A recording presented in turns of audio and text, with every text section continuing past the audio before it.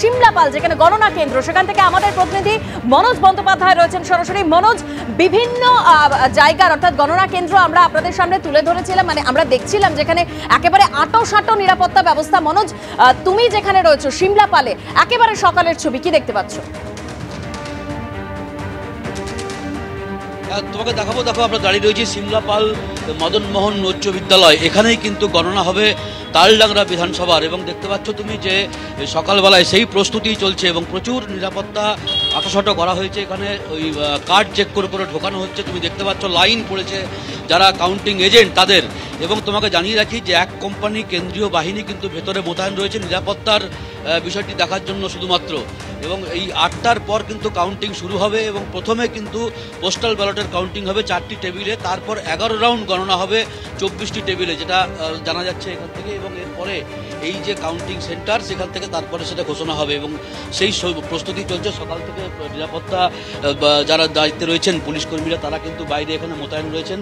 এবং এই যে বিভিন্ন রাজনৈতিক দলের যারা কাউন্টিং এজেন্ট, তারা কিন্তু ইতিমধ্যেই ঢোকার যে প্রস্তুতি সেটা কিন্তু শুরু হয়েছে এবং 8টা থেকে ঠিক কাউন্টিং শুরু হবে, এমনটাই কিন্তু এখানে যারা গণনার দায়িত্বে আছেন তাদের সূত্রে যেটা জানানো হচ্ছে।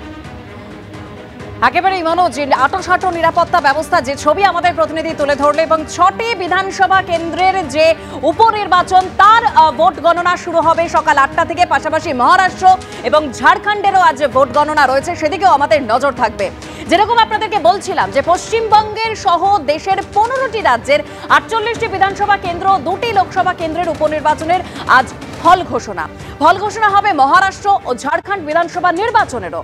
মহারাষ্ট্রে মোট বিধানসভা আসন 288টি, যার ম্যাজিক ফিগার 145। মহারাষ্ট্রে এবার মূলত দ্বিমুখী লড়াই।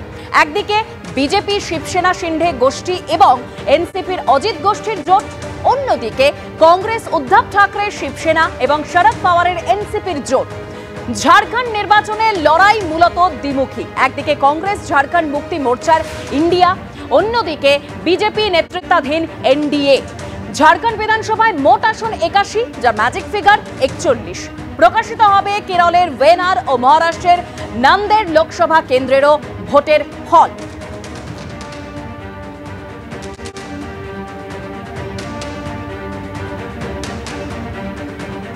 আজ রাজ্যে 6টি বিধানসভা উপনির্বাচনের ফল প্রকাশ রয়েছে। নৈহাটি, হাড়োয়া, মেদিনীপুর, তালডাংরা, সিতাই ও মাদারিহাট বিধানসভা কেন্দ্রের ভোটের রেজাল্ট আউট। 2021-এর বিধানসভা নির্বাচনে নৈহাটি, হাড়োয়া, মেদিনীপুর, তালডাংরা ও সিতাইয়ে জয় পায় তৃণমূল কংগ্রেস। শুধুমাত্র মাদারিহাট আসনে জয়ী হন বিজেপির মনোজ টিগ্গা। এই 6 আসনের বিধায়করা গত লোকসভা নির্বাচনে জিতে সংসদ হয়েছেন। আর তাই বিধানসভার যে ভোট গণনা আজকে রয়েছে এবং আমরা জানি যে সকাল 8টা থেকে এই ভোট গণনা শুরু হবে। আর ইতিমধ্যেই যে ছবি আমরা সকাল থেকে দেখাচ্ছি আপনাদেরকে, যে নিরাপত্তার চাদরে মুড়ে ফেলা হয়েছে গণনা কেন্দ্র। থাকছে ত্রিস্তরীয় নিরাপত্তা। প্রথম স্তরে থাকছে রাজ্য পুলিশ, দ্বিতীয় স্তরে রাজ্য পুলিশের সঙ্গে কেন্দ্রীয় বাহিনী, আর তৃতীয় স্তরে থাকবেন শুধুমাত্র কেন্দ্রীয় বাহিনীর জওয়ানরা। বিভিন্ন গণনা কেন্দ্র থেকে আমাদের প্রতিনিধিরা এই মুহূর্তে সরাসরি রয়েছেন।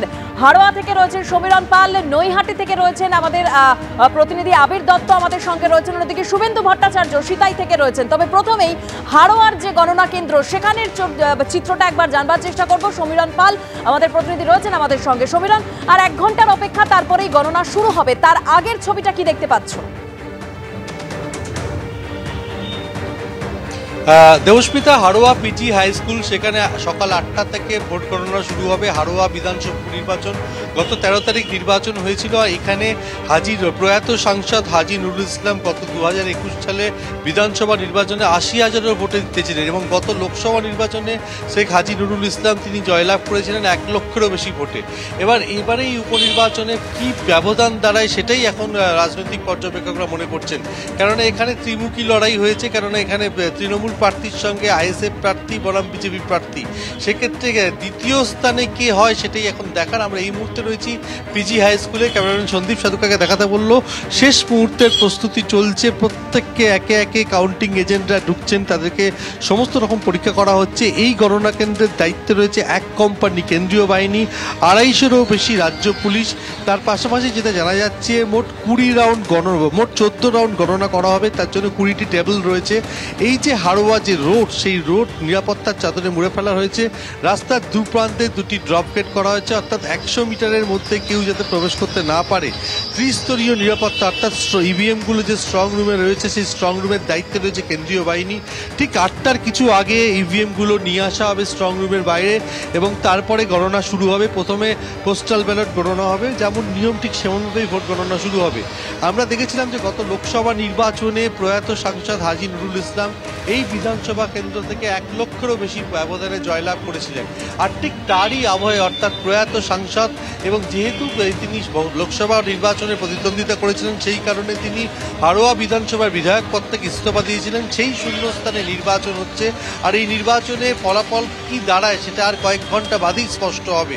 যাতে ভোট গণনাকে কেন্দ্র করে কোনো ধরনের অপ্রীতিকর ঘটনা না ঘটে, সেই কারণে কড়া পুলিশি প্রহরার ব্যবস্থা রয়েছে। বসিরহাট পুলিশ জেলার অতিরিক্ত পুলিশ সুপার দুর্বার বন্দ্যোপাধ্যায়ের নেতৃত্বে বিশাল পুলিশ বাহিনী রয়েছে। তার পাশাপাশি ত্রিস্তরীয় চাদরে মুড়ে ফেলা হয়েছে, অর্থাৎ যেখানে রাজ্য পুলিশ রয়েছে ভোট গণনা কেন্দ্রের ভেতরে বা ঠিক ভোট গণনা কেন্দ্র অর্থাৎ প্রাঙ্গণে, সেখানে কেন্দ্রীয় বাহিনী রয়েছে এবং অর্থাৎ নিরাপত্তার চাদরে মুড়ে ফেলা হয়েছে গণনা কেন্দ্র। আর নৈহাটির দিকে এবার আমরা নজর রাখবো। আমরা জানি লোকসভা ভোটের নিরিখে বিধানসভা ভিত্তিক ফল অনুযায়ী তৃণমূলের সঙ্গে বিজেপির সেখানে ফারাক প্রায় 15,500।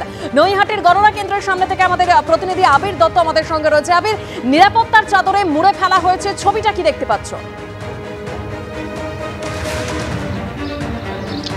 দেখো, একেবারেই নিরাপত্তার চাদরে মুড়ে ফেলা হয়েছে। 1,95,105 জন ভোটার, তাদের মতামত কি বা তাদের কি তারা ঘোষণা করছেন সেটা আর কিছুক্ষণ পর থেকেই তার ট্রেন্ড বোঝা যাবে। আমরা দাঁড়িয়ে রয়েছি নৈহাটি স্টেডিয়ামের সামনে, নৈহাটি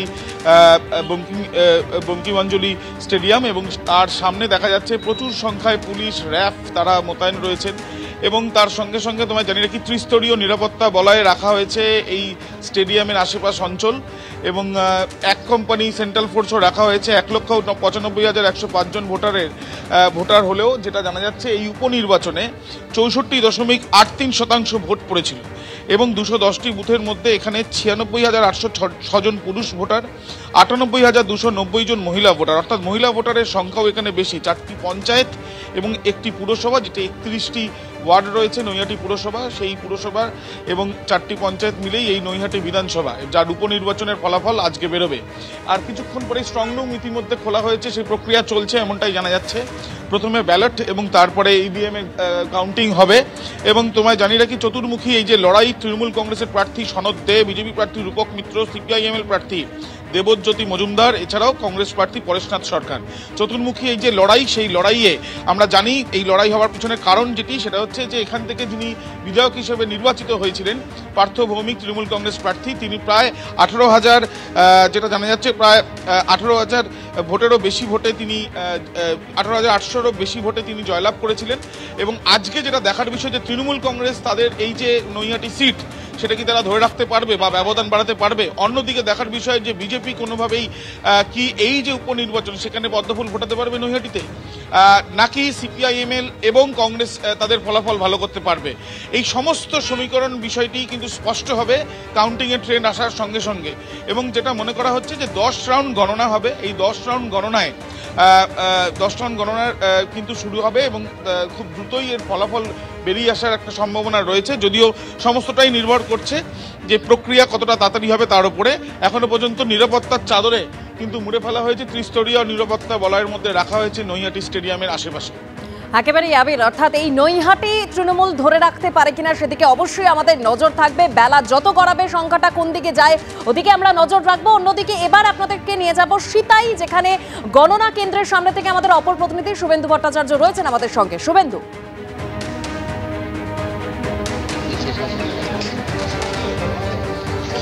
দেখো, একদমই কিন্তু সকাল থেকে কড়া নিরাপত্তায় মুড়ে ফেলা হয়েছে দিনহাটা কলেজ চত্বর। এই দিনহাটা কলেজেই কিন্তু গণনা হবে সিতাই বিধানসভার উপনির্বাচনে।